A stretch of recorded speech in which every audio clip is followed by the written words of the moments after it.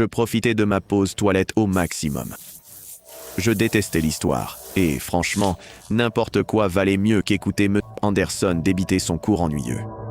J'étais à mi-chemin dans le couloir quand une soudaine rafale d'air me frappa l'oreille, me faisant me figer. Je me retournai.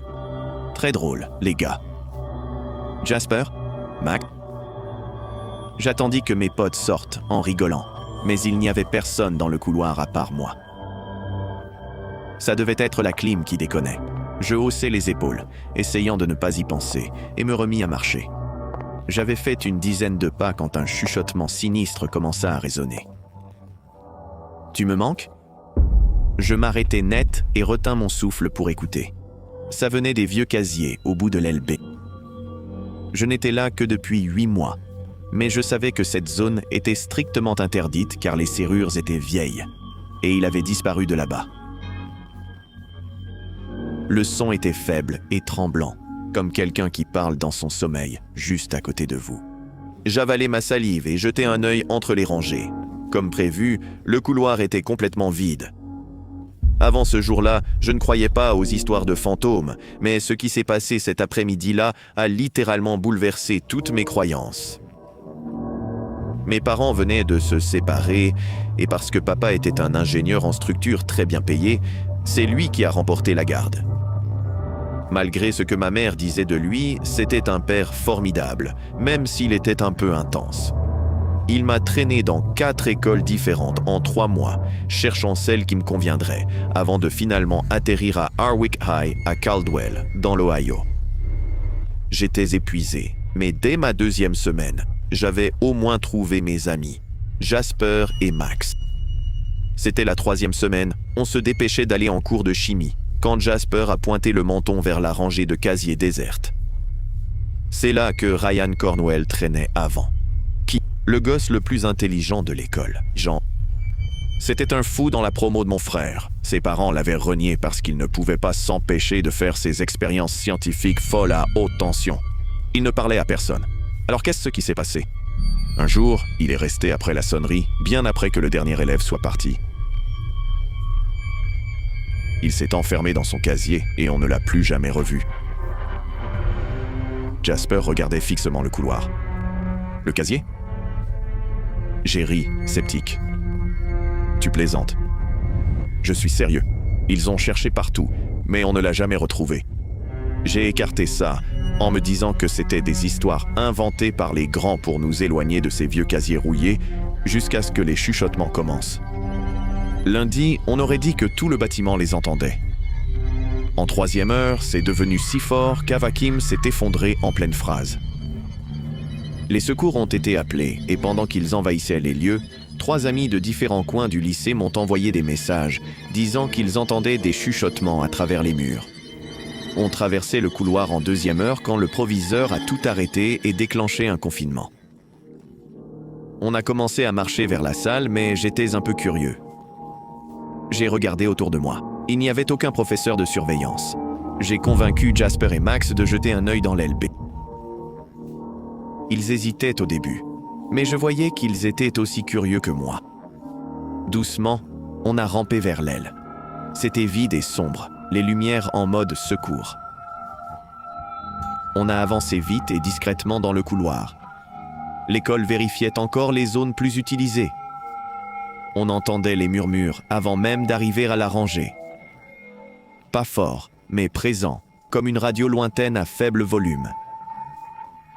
C'était brouillé et plusieurs voix se chevauchaient. On a longé la rangée en écoutant. Le son était plus fort près du casier B247, avec juste une poignée standard. Je l'ai ouvert. À l'intérieur, un carnet à spirale posé sur l'étagère. Le nom de Ryan figurait dessus, écrit soigneusement. Jasper et Max ont voulu m'arrêter, mais j'ai commencé à le lire à voix haute. C'était son journal, où il racontait ce qu'il vivait avant sa disparition. Il se faisait harceler à l'école. Les profs se moquèrent de lui parce que ses questions les mettaient mal à l'aise. Son père était alcoolique, et sa mère avait assez de problèmes elle-même pour ne pas l'embêter avec ça. La solitude transparaissait dans chaque entrée. Il détestait manger seul et être ignoré pour les projets de groupe. Il voulait des amis, des gens à qui parler. La dernière entrée datait de 2 semaines avant sa disparition. Je me demande s'il remarquerait si je disparaissais un jour. J'aimerais pouvoir créer un portail pour le découvrir. Est-ce qu'il me manquerait? Dès que j'eus fini de lire, le couloir se fit silencieux. Le journal devint si lourd que je pouvais à peine le tenir. Grimaçant, je le jetai dans son casier et claquai la porte. Le couloir résonnait de bruits de pas. Ils approchaient de l'aile B. On a filé. L'école a levé le confinement, invoquant un problème de tuyauterie dans le labo de chimie. Mais nous 3, on savait la vérité. On apprit plus tard qu'Ava Kim s'était réveillée à l'infirmerie à presque exactement le même moment. Elle a dit que la dernière chose dont elle se souvenait avant de tomber, c'était d'entendre quelqu'un lui demander si elle lui manquait. On a remis le journal intime au directeur. L'école a fait venir un conseiller pour le reste de la semaine et a organisé une assemblée sur la façon de repérer les élèves qui semblaient isolés. Le nom de Ryan Corwall a été lu à voix haute lors de cette assemblée par le directeur, 9 ans après sa disparition, devant une salle pleine d'élèves qui ne l'avaient jamais connu. Assis dans cette assemblée, à écouter le directeur débiter son discours, je fixais la chaise vide à côté de moi. L'école faisait semblant de s'en préoccuper, parlant d'engagement des élèves et de santé mentale. Mais ça sonnait creux. Ils ne connaissaient même pas son nom de famille avant qu'on leur remette ce journal. Je ne sais pas où Ryan est allé, ni s'il a vraiment réussi à mener à bien cette expérience scientifique dingue dont il était obsédé. Peut-être qu'il est parti. Peut-être qu'il est coincé dans une boucle qu'on ne peut pas voir. Ou peut-être qu'il est juste partout. Il m'arrive encore de passer devant le B247 juste pour voir si l'air devient froid. Ce n'est jamais le cas. Mais de temps en temps, quand les couloirs sont complètement vides et que la clim s'arrête, je jure que je peux encore l'entendre. Comme s'il voulait qu'on se souvienne qu'il était là.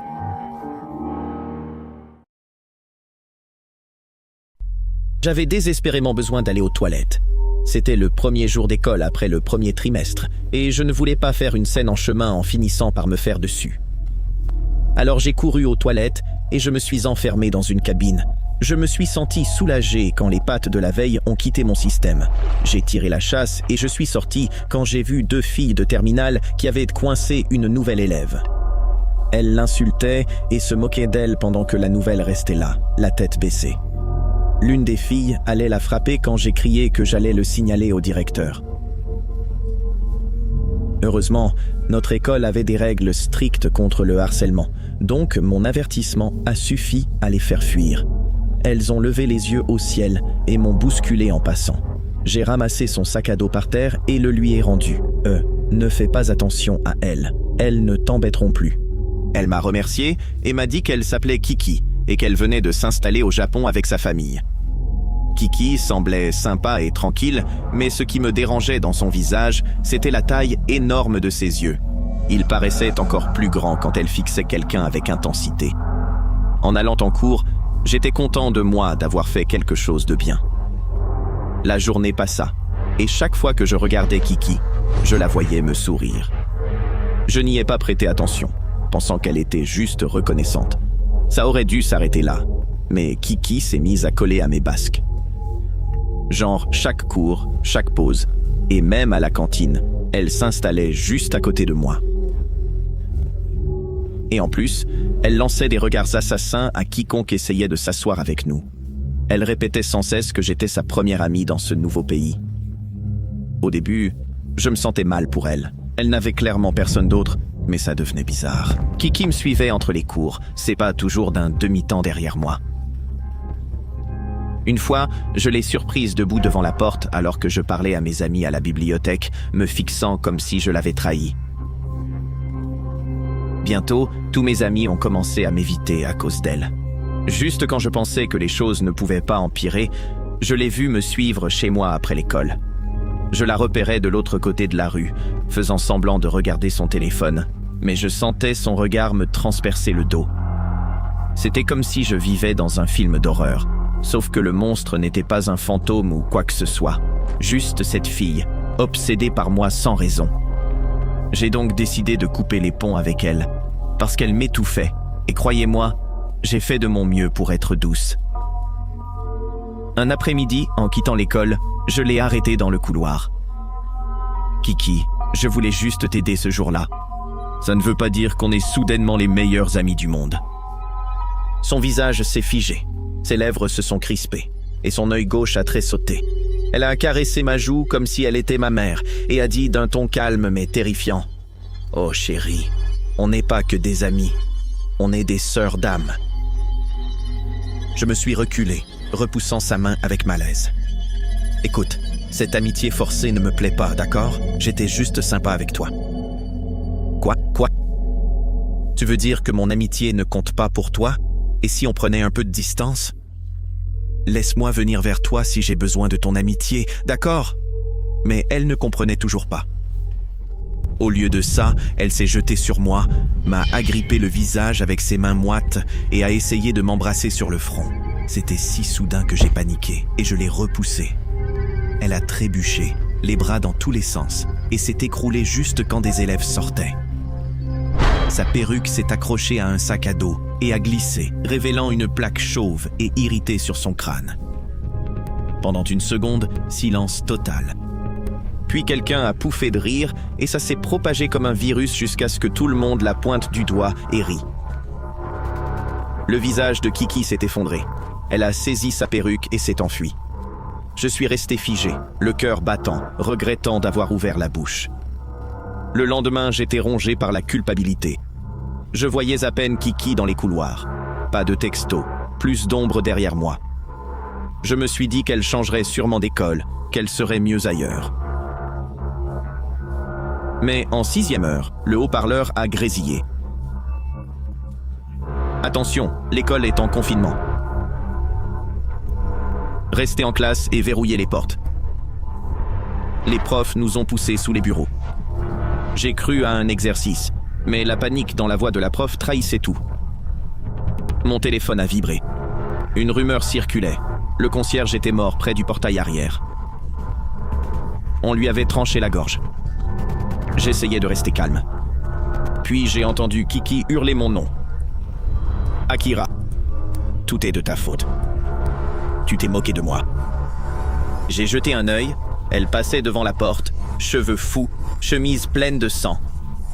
Dans sa main, un couteau de cuisine, rouge et dégoulinant. Elle poignardait tous ceux sur son chemin en hurlant. Ses yeux grands ouverts, fixes, comme si elle n'était plus humaine. Les gens criaient, trébuchaient sur les bureaux, cherchaient à se cacher.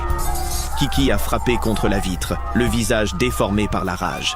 « Akira, je sais que tu es là-dedans. » Je me suis plaqué contre le mur, voulant disparaître. Mais avant qu'elle puisse me blesser davantage, les flics sont intervenus. Ils l'ont emmenée de force, hurlant et se débattant, du sang dégoulinant de ses mains. C'était irréel.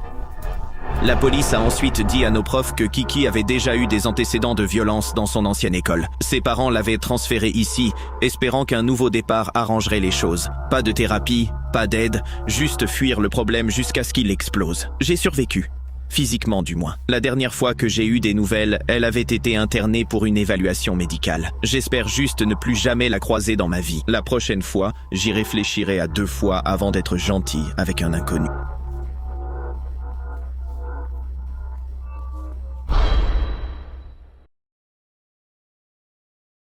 Je l'ai repéré en premier, surtout parce que j'étais le seul gamin dans la cour. Je voulais inviter Sierra et j'étais arrivé tôt, espérant la voir arriver. Le type était grand et costaud, comme ces mecs sur les affiches de salles de sport, et il se tenait dehors près du portail, capuche bien remontée, sans bouger d'un poil. Les gens qui traînent près du portail ont généralement le nez dans leur téléphone, ou attendent quelqu'un. Mais lui était complètement immobile, fixant le bâtiment comme s'il essayait de voir à travers les briques.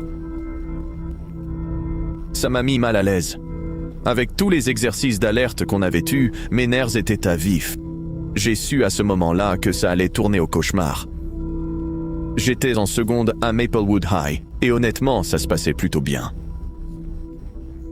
J'avais intégré l'équipe de débat, mes notes étaient bonnes, et depuis qu'une nouvelle, Sierra, avait débarqué en milieu de semestre, j'avais une vraie raison d'attendre la première heure avec impatience. Ce matin-là, j'avais menti à mes parents en disant que je devais arriver tôt pour l'entraînement. La veille, Max m'avait dit que les parents de Sierra divorçaient et qu'elle restait chez sa grand-mère pour un moment. Sa grand-mère conduisait à une allure d'escargot, donc Sierra arrivait tôt pour éviter la cohue. Je me suis dit que si je montrais avant que tout le monde arrive, j'aurais peut-être une chance de lui parler. Je faisais les 100 pas sur le parking, répétant ce que j'allais lui dire quand je l'ai vu. Il surveillait toutes les sorties et fusillait du regard quiconque passait près de lui. J'ai plissé les yeux pour voir s'il portait quelque chose, et j'ai remarqué un papier plié dans ses mains. Il était froissé au milieu, ramolli à force d'avoir été lu et relu des centaines de fois. Sans perdre une seconde, je suis allé directement trouver M. Doyle, le professeur de permanence du matin. Quand Doyle est sorti vers le portail, le type l'avait déjà repéré et s'était reculé vers les arbres. Je lui ai dit que je ne mentais pas, et Dieu merci, M. Doyle m'a cru. Il fronça les sourcils et me serra l'épaule. « Tu as bien fait, Tyler. Rentre, d'accord. » Doyle appela le bureau, et 3 minutes après, l'interphone grésilla. « Attention, élèves et personnel, nous amorçons un confinement préventif. Veuillez suivre les protocoles de classe immédiatement. » J'ai à peine eu le temps d'entrer en première heure avant que Madame Okafor ne tire brusquement les stores.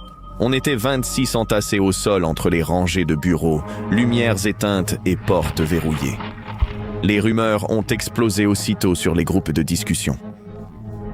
Jessica de mon cours d'anglais a écrit que c'était un type qui trollait un prof en ligne et qui avait fini par craquer. Non, Lana de chimie est intervenue. C'est un ancien élève de terminale viré après une grosse bagarre.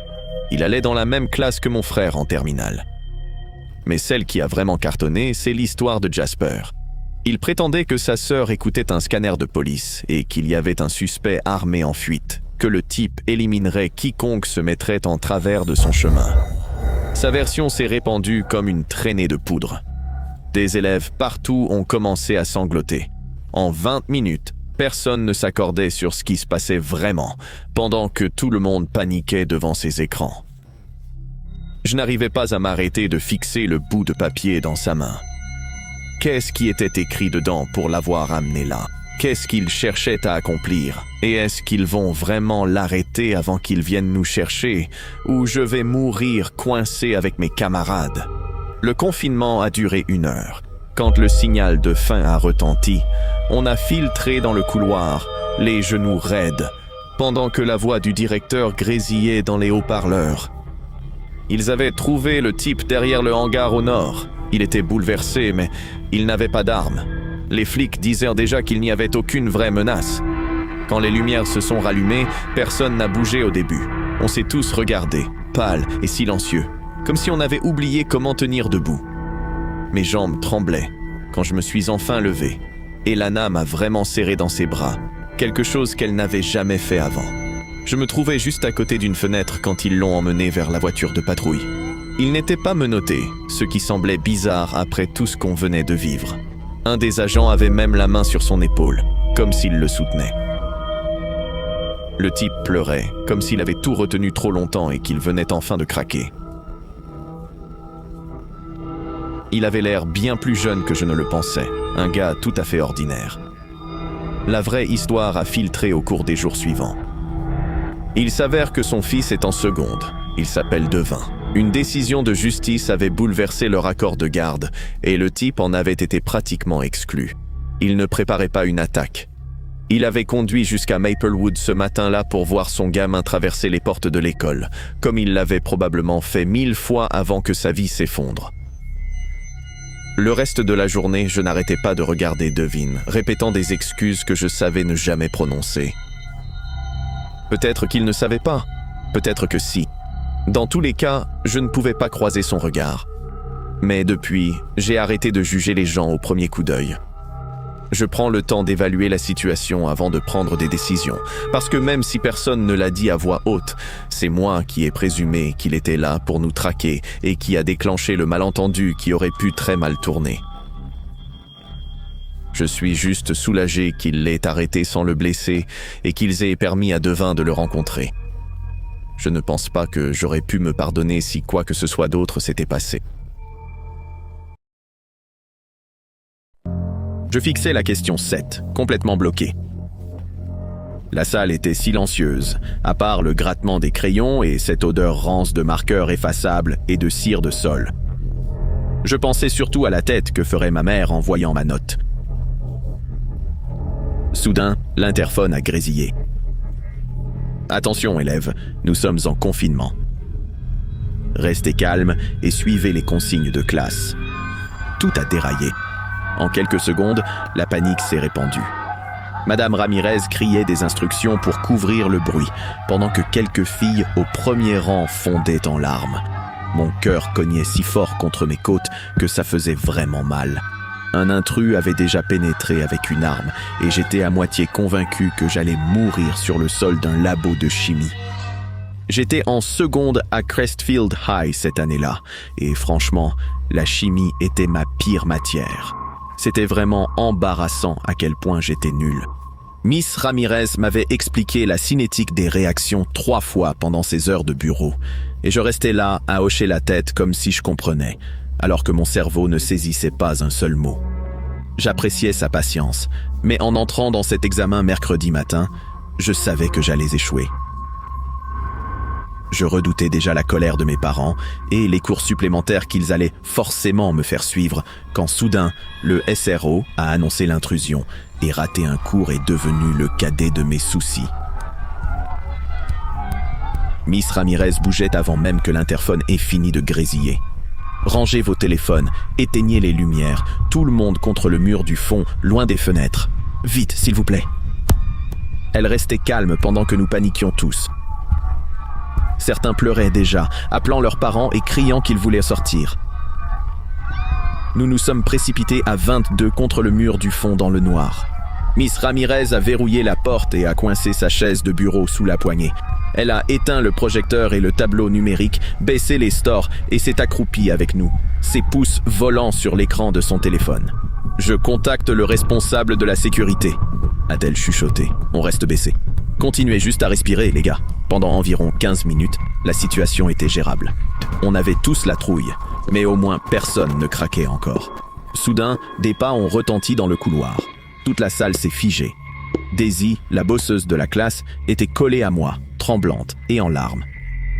Ryan était complètement absent, le regard vide fixé sur le sol, et Monica respirait si fort que je pensais qu'elle allait s'évanouir.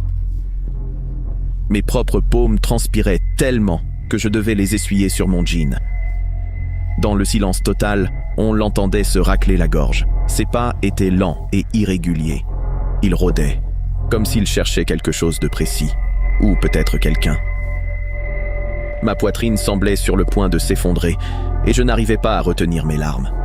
Chaque fois qu'il s'arrêtait, le silence dans la salle devenait pesant, et tout mon corps s'engourdissait.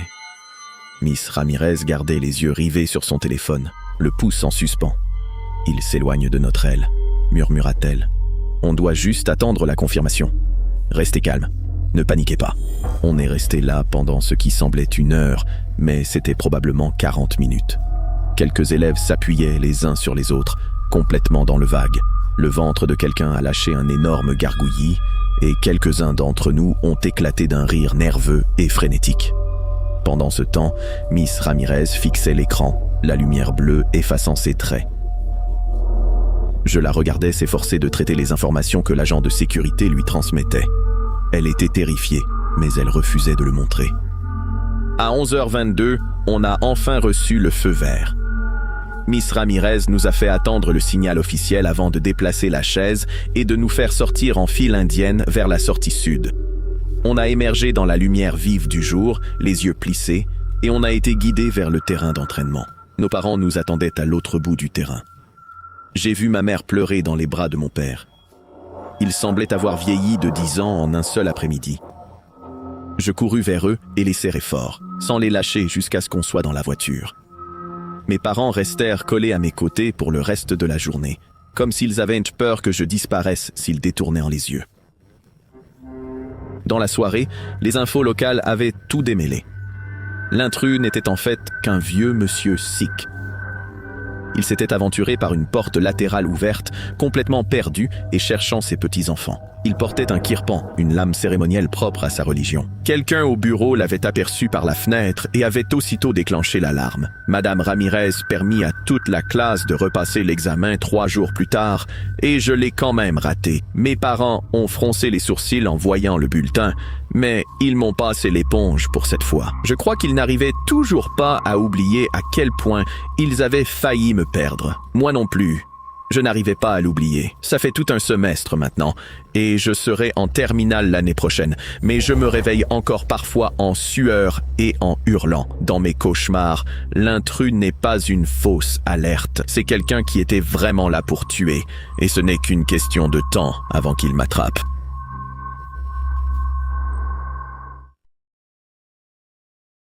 J'étais déjà en retard pour le cours, et je courais presque sur le trottoir menant à l'entrée de l'école quand j'ai senti que quelqu'un me suivait. Je me suis retourné et j'ai vu un homme disparaître derrière un arbre au loin. Pendant un instant, j'ai ressenti une angoisse, pensant que je connaissais peut-être cette personne, mais mon esprit était tellement préoccupé par le cours que j'ai ignoré mon instinct. Je franchissais le portail quand une pierre est venue atterrir à mes pieds. Avant que je puisse voir qui l'avait lancé, la sonnerie de classe a retenti. Quelqu'un cherche-t-il délibérément à me blesser? Car celui qui avait lancé cette pierre ne visait pas le sol, il visait ma tête. J'ai réussi à arriver pour l'annonce du matin et j'entrais en classe quand l'annonce a retenti. Confinement! Ce n'est pas un exercice. Professeur, sécurisez vos salles immédiatement. Ces mots m'ont glacé le sang. Je me suis précipité vers la porte, je l'ai fermée et j'ai tourné le verrou jusqu'au clic. Tout le monde dans le coin maintenant. Je sifflais, l'urgence aiguisant ma voix. Mes élèves obéirent, les yeux écarquillés de terreur. Je les regroupais derrière le coin lecture, faisant un rapide appel. 30 secondes plus tôt, tout était normal. Maintenant, mon esprit s'emballa. Que se passe-t-il? C'est un tireur? Un inconnu? Faites que ce soit une erreur. Mais alors, mon téléphone vibra. Un message d'un numéro inconnu. J'allais l'ignorer, mais quelque chose me poussa à regarder. Ces mots me glacèrent le sang. Si tu ne sors pas, Pamela, ils vont tous le payer. Tu sais que je le ferai. Je sus immédiatement qui c'était. Jérémy, mon ex, l'homme que j'avais quitté 6 mois plus tôt, voyant les ténèbres en lui. La façon dont la colère déformait son visage, dont il menaçait de se blesser ou de me blesser si je partais. Je croyais être en sécurité derrière les portes verrouillées de l'école. Je me trompais. Les bottes de Jérémy tonnaient dans les couloirs, sa voix résonnant d'une rage incontrôlée. « Pamela, où es-tu? Je veux juste parler !» C'était le chaos. Des professeurs chuchotants, des élèves gémissant et quelqu'un sanglotant contre ses genoux. Je me suis plaqué contre le mur en souhaitant pouvoir m'y fondre. Tout mon corps tremblait, mais je me suis forcé à rester calme. Mes élèves en avaient besoin. Ses pas se rapprochaient, parfois s'éloignaient quand ils faisaient demi-tour, en criant des insultes et des menaces. Si je vous trouve pas, je vire ces gamins un par un. Mes mains tremblaient pendant que je composais le 911. Trop effrayé pour parler, j'ai laissé la ligne ouverte en espérant qu'il localise l'appel. Je me souvenais de la façon dont Jérémy parlait des armes, comment il se vantait d'en garder une pour se protéger. Bluffait-il? Ou était-elle contre sa cuisse, cachée dans sa poche? Le doute me rongeait. Les minutes s'écoulaient, chacune une éternité. J'ai chuchoté à mes élèves, restez silencieux. Restez baissés. Je promets, je ne laisserai rien vous arriver. Leur confiance était insupportable. Je ne me sentais pas courageuse du tout, mais je devais faire semblant. Puis, ce qui m'a retourné l'estomac, c'était la voix de Jérémy devant ma classe. Pamela, t'es là-dedans? Ouvre, bébé, on va parler. Tu veux pas que quelqu'un se fasse blesser? Un poing s'écrasa contre la porte. Le métal vibra. Mes élèves reculèrent de terreur. Je fermais les yeux de toutes mes forces. N'ouvre pas, n'ouvre pas. Puis, le silence. Un tintement métallique. Il avait trouvé comment entrer. Il avait soit volé un badge au bureau, soit forcé l'entrée. La porte grinça, et Jérémy entra, le visage agité, la main droite enfoncée dans sa poche. Il sourit, les dents découvertes comme un loup. La voilà, la femme qui a ruiné ma vie. Il parcourut la salle du regard et s'arrêta sur un petit garçon terrifié, un élève de CE1 nommé Hayden. « Viens ici, gamin !» Il grogna en attrapant le garçon par le bras avant que je puisse réagir. Il plaqua Hayden contre sa poitrine, sa main ne quittant jamais sa poche. « Tu veux jouer les héroïnes, Pam? Tu crois pouvoir sauver tout le monde? Voyons ton courage quand c'est toi qui mets ces enfants en danger. C'est ta faute. Souviens-toi en bien. » Ces mots étaient du venin, empoisonnant l'air à chaque syllabe. Mon esprit s'emballa. Je devais sauver Hayden. Je devais les sauver tous. Lâche-le, Jérémy. Tu ne veux pas ça, je t'en supplie. Ma voix tremblait, mais je gardais les yeux rivés sur les siens. Tu peux partir. Ça n'a pas à finir comme ça. Il rit, aigu et sec. Tu crois toujours tout savoir. Peut-être que maintenant tu m'écouteras. Peut-être que maintenant tu diras oui. Des larmes coulaient sur le visage d'Hayden. Les autres enfants sanglotaient doucement derrière moi. Je vis le pouce de Jérémy tressaillir au-dessus de ce qu'il avait dans sa poche. J'avalais ma fierté, ma peur. D'accord, Jérémy. Laisse juste le garçon partir. Il fera ce que tu veux. Je me détestais de le dire, mais j'aurais tout fait pour sauver Hayden. Le sourire de Jérémy s'élargit. Tu vois ? Je savais que tu reviendrais à la raison. Il desserra son emprise sur Hayden, juste assez. C'est alors que la porte de la classe s'ouvrit brusquement. Les flics envahirent la pièce en criant des ordres. Jérémy pivota, surpris, et en une fraction de seconde, 2 officiers le plaquèrent avec une brutalité efficace. Il hurla et se débattit, mais ils le clouèrent au sol, arrachant sa main de sa poche. Vide, Dieu merci. Pas d'armes, juste la menace.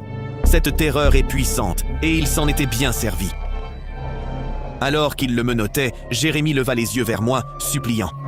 « S'il te plaît, ne les laisse pas m'emmener. On peut arranger ça, je te jure. » Je me redressais, la voix froide.